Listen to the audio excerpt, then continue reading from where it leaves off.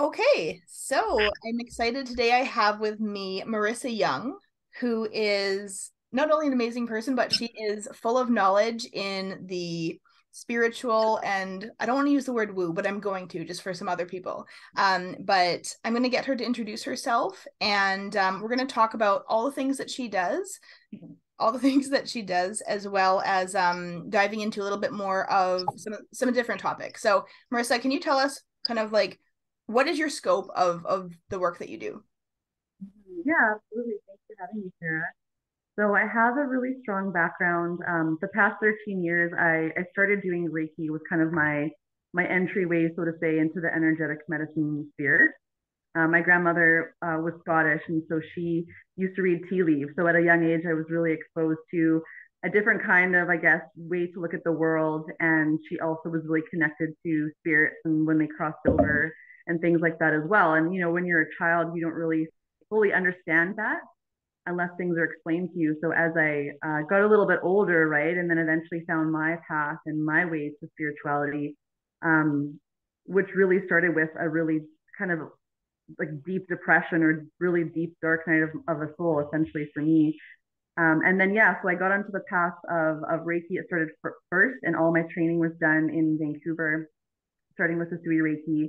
And then eventually over time, I started to learn tarot and environmental space cleansing, evolutionary astrology, mediumship. There was just a lot of modalities I really wanted to immerse myself in just from that one little branch of Reiki because I felt in that moment like, oh, this is a part of my calling. This is really what I'm good at naturally. It's really easy for me to work in those ways with the spirit world, but also bringing it in a really grounded way too, and practical ways as well. Of course, I did some work as well in hospice and bereavement over the years, and I've worked a lot in those kind of realms, in more of like a death doula. Essentially, people would call me in those ways. But yeah, so that's a bit about my background now. I've done lots of trainings, I've done mentorship, workshops, and yeah, so now it's just kind of a matter of, I would say the four primary things I work with now would be Reiki, tarot, evolutionary astrology, and environmental space cleansing. So we actually live near each other, so I have actually used your services a number of times, and not that your services have to be used, in person. But I've had Reiki from you. We've done many different tarot readings.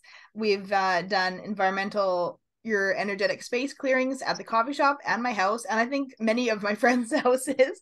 And just recently, actually, I've had my birth chart done by you with your astrology, and my husband's as well, which was really, I don't know why. I think I was the most excited one to have that done. He's just like, whatever. But, it's always so interesting to see what your loved ones, like what their path is, right? If you're really into it. I'd like to kind of touch on all these things. What would you like to touch on first? Yeah, we can definitely maybe we'll talk about astrology first, just the partnership too. I think that would be interesting. So, Yeah. okay. Yeah, so with the okay.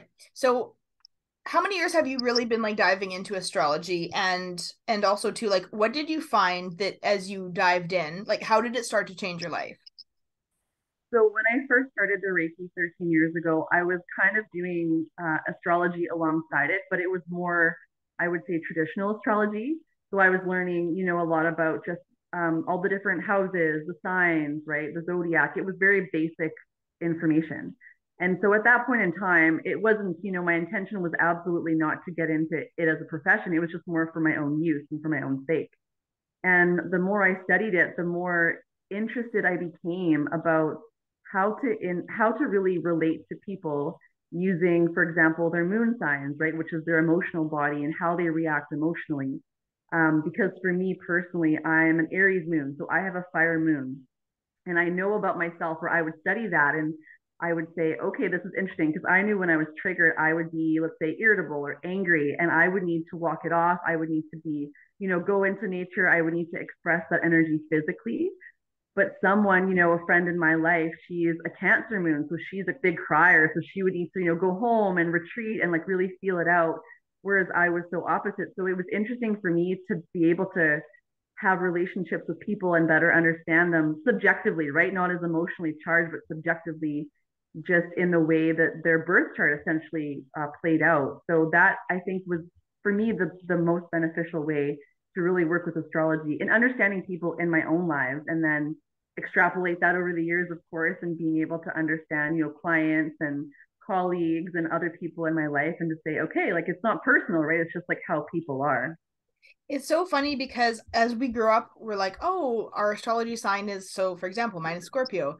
You know, you're reading the zodiac like in the magazines and stuff. It's like so absolutely so general. But as you start to learn, okay, then the next step was, what are your three? Like, what is your sun, what's your moon, what's your rising? Okay, then you like start to learn a little bit about it. You said that moon is your emotional. So like, can you just like a quick explanation, like what's your sun, your moon, and your rising? Mm-hmm. Absolutely. Yeah. So your sun sign is your ego or your personality. So the sun sign is how you present yourself to the world. It's more about your expression, yeah, your personality, more of that extroverted self, how people would maybe like see you in the light, essentially, right? Because the sun is light. It's represented by Apollo, the sun god in Greek mythology.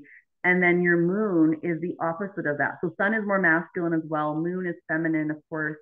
And your moon is your emotional body. So when you're triggered, if you're feeling a lot, it's how you would be reactive in that when you're emotional, right? And then the third part, your ascendant or your rising sign, same thing, but those terms are interchangeable.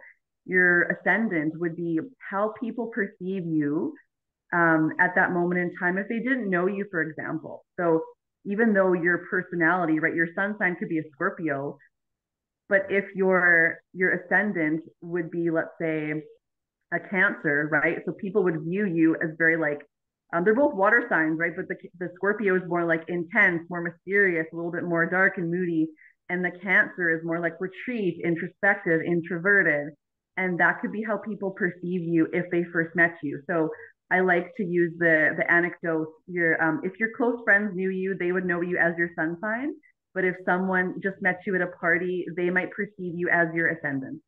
It makes sense for me, and I love to kind of just like bring my signs into it, because it's like, for me it's just so perfect. So my sun is my Scorpio, so like I am very moody, and like that I feel like that is, I'm kind of like, yes, Scorpio ego kind of thing. And then my moon is a Sagittarius, which it was funny because on one of our sessions we had talked about how my husband always says, like, when I'm in a bad mood or like feeling angry, it's, he calls it Scorpio sting. But you said, Tim, you're like, no, actually, like it's her Sagittarius arrow. And I always remembered that since then. I was like, oh, it makes so much sense. And then my rising is Virgo, which is hilarious because I think that when people do meet me for the first time, I'm probably like got a clipboard or behind the scenes or organizing something. And I don't know, it just kind of like fits for me. So I like, that's a great way for me to remember anyway. Absolutely. Yeah. And that Virgo ascendant too is very much about service. Like, how can I help others? Seeing the bigger picture and being able to execute from more of like an analytical standpoint, right? And that definitely is a big part of what you bring to the table as well. I thought it was so cool when I got my birth chart done about, how you really go through just all areas of someone's life, and even things from, the way that I might approach like health and fitness, or the way, I think, what was the one that I loved? What was the, for your entertaining? Was that seventh house? Like how you, Like, was that social? Like social, was that seventh house? I'd how, cancer whatever house was for having my own parties and like all that kind of stuff, and wanting to stay at home, and I was like, oh, that's so true. yeah, absolutely. Yeah. Well, it does really give you a good blueprint or a good snapshot of, yeah, because you go through all the 12 houses, right? So it's like our personal development, our resources, our partnership, our health and wellness, our career, right? We really go through all of the 12 houses and all the signs in depth. And then you add the planets on top of that. You add asteroids on top of that. Like, there's so many layers to a birth chart. That's why we can't just distill it down to three signs. Yeah. And again, and that's why we can't even just look in a magazine and just read our one. Like, it's not so like, when I really kind of learned about the three signs a number of years ago, I was just like, no wonder. I was like, I could have all these Scorpio friends, which is funny because I actually attract a lot of Scorpios, but we're all so different in a lot of ways. And of course, because we have so many other different elements like underneath us, right? So, um, can you talk about the south and north nodes for a moment and just like what those are? Because I think a lot of people hear about them, but still it's kind of like they're not necessarily, that's not what they're hearing about. Yeah, absolutely. So a big part of evolutionary astrology, a big part for me over the years too, just with my work in the energetic medicine, because a lot of the work I do is working with past lives, right? So past life regression, being able to heal from things that came up in essentially not this lifetime, but we can still carry, we can still have that energetic imprint on our bodies, our minds, our spirit. So over the years, I learned about evolutionary astrology, which really touches on past lives. So that's really connected to the south node. So when we look at someone's birth chart, we can see where their south node is, which essentially is where they came from in a past life. Okay. Okay. So that would be, and you can literally see like to a T, you can pin it in a birth chart. And is, sorry, Feel the push pull dynamic. yeah, is south node always your sun sign? No, no, no, no. Your south node is going to be the polar opposite of your north node. Okay. So for I'm pretty sure that my south node my south node is is Scorpio and my north node is Taurus. Is that right? Maybe does that sound correct? Yeah, yeah. Oh, yeah. It could be in the same house as your sun sign. Absolutely. Yeah, it Okay. absolutely can. Yeah, yeah. But it's not connected to your sun sign. Okay. Yeah, yeah. So the south node is going to be where you came from, and then the polar opposite of that is going to be your north node. And the north node is really speaking to where we're meant to evolve and what our purpose is and where our biggest growth and biggest expansion is in this lifetime. Okay. And usually, I find personally, usually there's a constant push pull dynamic between the two. It's not saying in evolutionary astrology, it's not saying, hey, you need to completely scrap your north node. You need to always get, like get rid of all that south node stuff. But it's not really where you're meant to go or you're meant to be anymore, right? It's kind of like I kind of like to think of it as the gift you're meant to give in this lifetime because you've already really acknowledged and you've already embodied all of those gifts. Got it. Okay. That's awesome. That makes sense. Um, what would something be like for somebody obviously that's interested in astrology? You know, there's so much to learn. So it's daunting to think about learning everything that you know. I can't even imagine like going there. But for someone that's interested in it and just wants to maybe start implementing it into their life, what are the basics that you feel like they should just know that they should take with them? Well, I definitely feel like starting with just the 12 houses and the 12 signs. That's a really good place to start. And there's a lot of really great astrology books out there that cover a lot of the basics because that's a good way just to start to learn, right? And that's how I started to learn as well was, 12 houses, 12 signs.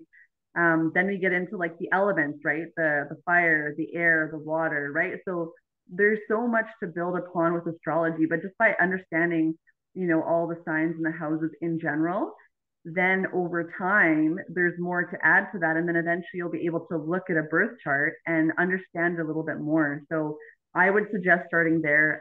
My favorite evolutionary astrologer is Stephen Forrest, Okay. and he's got really great books. The Inner Sky is one of my favorite books by him, and I love his work because he's a really great storyteller, and I think that's really important when you're learning any modality. Like for me, when I teach, I try to weave in mythology or weave in archetypes or weave in other stories to it as well, and so I really like how he writes his books because he does the same with his astrology. Cool. Okay. That's something to check out. Um, so now morphing your astrology work into your tarot, because I know that sometimes like does that overlap a little bit for you? Oh, absolutely. Yeah. I mean, honestly, all of the modalities really do overlap, which to me is very beneficial, and which is why I kind of ended up learning other modalities actually, because they are so interwoven. So with your tarot work that you do, now how long have you been doing tarot reading? Same, like it's been about 12 years maybe. I learned that shortly after I began Reiki. Okay. And what do you feel like is like from your own words, like what do you feel is like the benefit from people like to kind of like receive these kind of sessions or even like learn it themselves a bit? Yeah. So tarot essentially is the study of the subconscious, right? So it's I would say, well, actually, Reiki would be, I would say, my most intuitive practice, the least tangible practice, right? Tarot is a blend of both because you have to learn the cards, you have to have that practical knowledge of what the cards mean, and then you blend it in over time with your intuition, your feelings, like what messages you're receiving. And I love tarot because it really, you can't really hide from it. It's one of those modalities that you really just get to the root of it, the root of anything, really. And so it can be quite intense sometimes. And also, I love being able to, do bachelorette parties or do group events for tarot readings because it creates a really beautiful bonding experience for people if they're in a room together and they're all getting their cards read. But it's also, I think, really encapsulating how someone is feeling on a really deep level, but maybe they don't really know how to articulate it sometimes. Also too, I think it's so special. Like you actually did a couple staff parties for me when I had the coffee shop and for the large staff of girls, and they thought it was like just so amazing. It's especially for younger women. Like it's not necessarily something maybe that you know or feel comfortable seeking out if you don't know someone specific, and to receive even just a small session of something that just like might be able to help you get out of a rut in that moment or make you feel confident in moving in some kind of direction is really important. It's really special, right? Absolutely. Yeah. Yeah, that's a big part of why I learned tarot too. Because when I was going through my depression at the time, like many, many years ago, I found it really helpful for my anxiety and my depression because it was something that I could do in a moment and I learned to trust myself through it as well. And so I thought that was a really good tool to utilize. And it was fun, right? It was like learning and it was intuition and it was witchy and, there was all these cool elements to it. So I really found it helped me on a deep, like psychological level, but also on a fun level where I could have some girlfriends over and be like, hey, can I read your cards? And like, that's really how it all began for me. So I feel like it's a really great tool, yeah, for younger women or for anyone in general. Um, what was I going to ask you? Um, when it comes to tarot reading, how long does it really take someone to understand like the basic knowledge of all the cards? Because truthfully, for me, that's why I've stuck with oracle cards because it seems really daunting. Like it seems, I guess you have to really want to know, right? Like you really have to have that interest in it, but it seems really daunting. Absolutely. It does, honestly, it takes a good amount of time. I would say for me, it took about a good year of solid practice to really understand the cards. And that was me, doing daily readings for myself or even just a daily draw, like one card a day, being able to really extrapolate, understand, dissect. When I teach my Foundations of Tarot class, I teach it in an 8 hour day, but I'm giving everyone like a manual so that they can take all that information home and keep studying, keep playing with all of it. So I feel like a year, honestly, a year would be a good amount of time to really understand the cards on a really embodied level. So your Foundations of Tarot workshop that do you host that all the time or is it a few times a year? It's usually a few times a year, yes. Or I have a lot of privates too. Clients will come to me and say, okay, I want to learn tarot. So they'll come up to my property. We'll do it for like a full day, a full 8 hours. And it's so fun because, again, it's like very casual. And if I have a group, though, a group of people that do it, sometimes I've had mothers and daughters learning together or friends learning together. And then by the end of the day, people get to read each other's cards. And like, it's just a really fun dynamic that's non pressure, right? Because it's just I'm like, you just do it as you feel. Again, you're whatever you're feeling, just trust that in the moment, as opposed to needing to know the cards quite yet. So, yeah, it's definitely a fun class to teach. But only a couple times a year, I usually teach the group ones. Any divination tool is so interesting because yes, it is like it feels very intuitive, and I know that that is like the overall basis of of using whatever tool it is, whether it be a pendulum or tarot cards or what have you. But it also feels, I think there's a comfort level there too in the fortune idea of it, where it kind of is like it leaves it up to the cards too, right? To show you something, to give you a message, or to point you in a direction. Mm-hmm. Yeah, absolutely. It does. And like the other part about any modality, any kind of energetic medicine or divination tool is that I believe that we always have free will. So even if, the cards tell us something, they could tell us what the trajectory is or what the outcome will be, we still might flail. We still might make 10 different decisions that take us down a different path, but we're still going to get to where we need to go, right? Because that's what being a human is. It's about messing up and, not being perfect and going through different lessons on the way. But but working with the cards is interesting because it's to me like they're always right. To me, I'm like, yeah, like I trust that, but we don't always know like the step 1, 2, 3, 4 of how to get there. It's funny because I am a believer that, you know, our intuition is always going to pick the right card. So especially even with like just picking like one oracle card or something like that, deep down I feel like my intuition is always going to pick the right card. But sometimes I get a card that I'm like, no. And then and so then I'm like having a battle with myself where I'm like, well, do you still have that belief? Uh, Absolutely. Well, and sometimes too, again, it's because sometimes we're not willing to look at something. Mm-hmm. Because Totally. if Yes. we Yeah. choose a card and then we're like, no, no, no, like I thought I worked through that or I thought that's done or whatever, right? We that shows where our resistance can be still. Yeah. So okay, so then how does your evolutionary astrology and your tarot reading morph now into like your Reiki practice? Well, sometimes like so what I do with a lot of my clients these days, some people want very specific, like just the Reiki or just the tarot, right? But a lot of my clients that have been working with me for a long time will just do like an hour and a half or an hour and 15 minutes blended session. So, you Fix know, it. right? So yeah, so maybe we're starting, maybe if someone's like, feeling a lot in their body, maybe we'll start with like a little bit of Reiki. Maybe we'll do a little bit of pull a couple cards, and then maybe it's usually at the end of the session is usually when I bring about or in prep mode, like before I go into a session with a client, I'll check their chart just to see, okay, I kind of can see what's going on with them in this moment in time. And then they'll share what their experience is like. And I'm like, oh, it's because this is happening, or these houses are being activated, or blah, blah, blah, right? So I find the more information that I have, kind of the better and the more clarity I can help them seek in their lives too. So they all can kind of blend together. But yeah, and I think just sometimes in like for example, when I was started to really get into the Reiki, I was seeing like symbols, I was seeing like planets, or I was seeing things connected to astrology, and I was like, I don't know what that means, but maybe I should look into it. So it Right. definitely all helps together. So, okay, so your evolutionary astrology, that's something that obviously can be done online because, you know, women are going to see this and want to obviously work with you. But I mean, that's something obviously that can be done over Zoom or what have you, right? And same with your tarot readings. Do you do distance Reiki? Yeah, yeah, absolutely. Oh, I have lots of distance Reiki clients. Yeah, because that's a very easy thing to do when you're not in the room with someone. And actually, sometimes it can be stronger because you don't have the physical vessel there, Okay.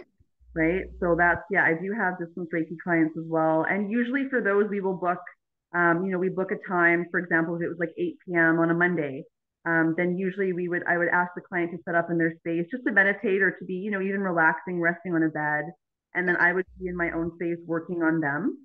And then what I do is I'll record a session or I'll record something afterwards to send to them so that they can either just go to sleep afterwards or they can continue on with their day. And then I'll pull a few, usually oracle cards, I'll send them a photo of that as well. And it's just like a nice way for people to either again end their days, or if they're on a weekend, right? They just want a little bit of like a relaxation to start their weekend off. Those are just nice because I find that oftentimes people can't commit. For example, like families, like I'm a mama too. I can't always commit to like a full hour and a half or travel time right here and there for something for myself. Right. And the funny thing is that, you know, I haven't had distance Reiki from you before, but I've had distance Reiki done a number of times. And you know, even at first I was like, whatever, we'll see if it works, right? Like, you know, everybody's apprehensive about it because it doesn't make sense. Like, you know what I mean? Like the physical tangible like isn't in front of you.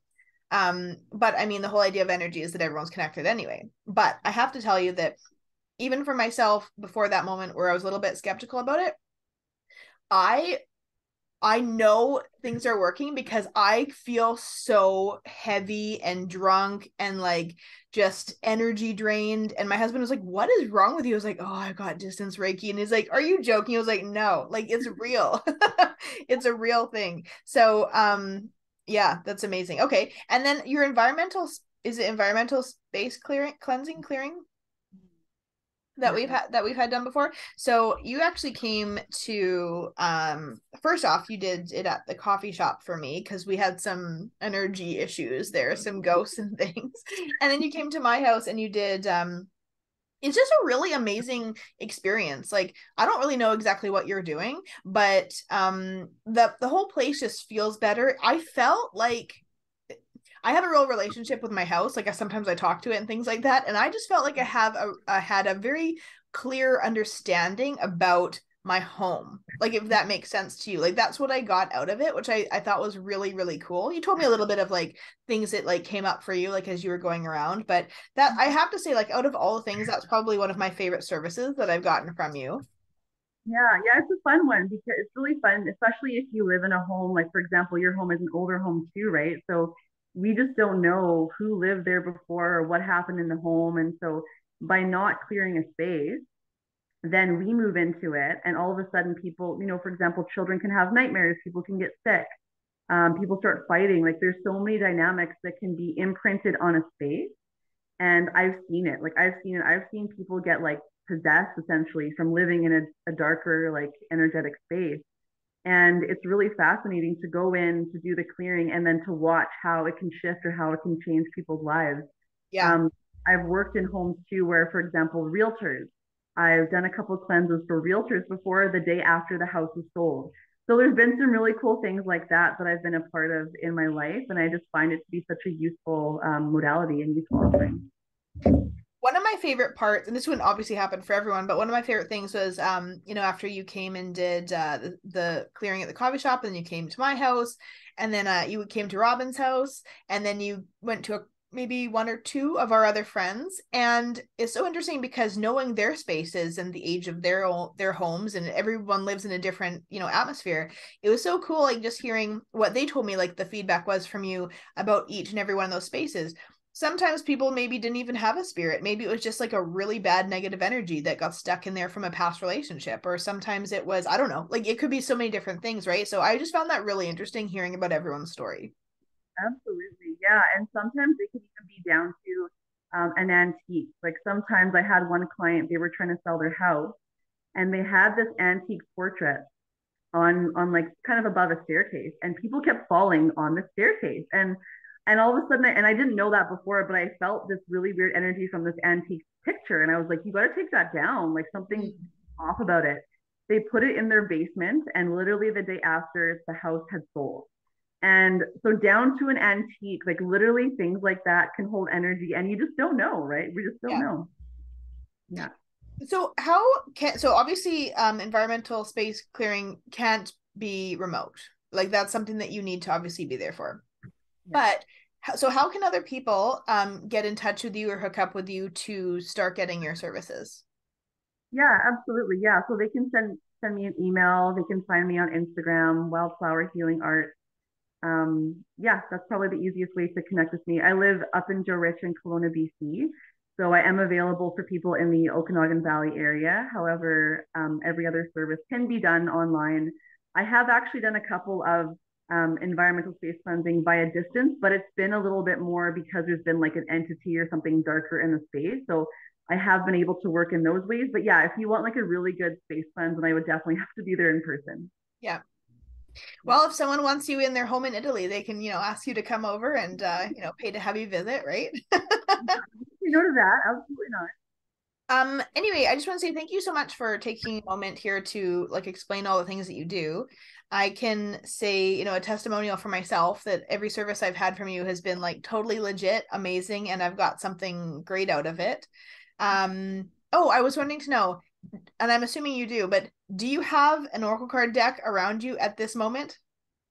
Oh, I have them all just in the corner there. Yes, I have all my decks very close to me. I'm wondering if you could just pull a card for all of us that are listening.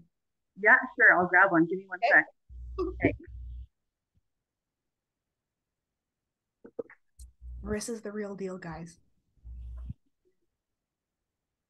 You hit her up for her services. Okay. Okay. So we'll pull a card. I'm just pulling from this deck. It's called Ethereal Vision. Really Okay. great deck. So it's not Oracle, but it is a really beautiful deck still. Okay. Okay. So And what is is this like a general message? So do we do something specific for everyone? Or... yeah, I'm just gonna do what is the general message or what needs to be expressed right now. Okay. Yeah. Whoa. Got a couple that are flying out here. Here we go, this one. Okay, we got the judgment card here. There we go. You see that, baby? Okay. Okay. So what that means, and that's actually kind of perfect. I feel like it's really about forgiveness. It's about going through essentially a transcending, like being able to forgive the self, forgive others for your past, and being able to lift off or kind of get rid of all of the negative energy so that you can feel more freedom, surrender. And it's a really healing card. It's actually really beautiful. It's a card of transformation, but it's also towards the end of the journey of the major arcana too. So it really is about moving more into completion and wholeness within the self, Okay. but definitely very connected to like the angels, connected to healing and transformation. That's awesome. I mean, a good message for everyone to take with them is like to not hold on to any of these, heaviness and burdens and just all these things, right? So many things pile up over the years. It's just like it gets too much if we don't do the little work in between. Absolutely. And I think that's a big part of what, what the course really offers people too is, right? Like, how can we get rid of some of that? How can we kind of feel more free and feel a little bit lighter? Well, thank you so much. And I hope that everyone is going to contact you for all the different things that you offer. And I just appreciate you very much. And yeah, thank you for taking the time. Well, thanks, Sarah. Thanks for having me. It was so good to chat with you today.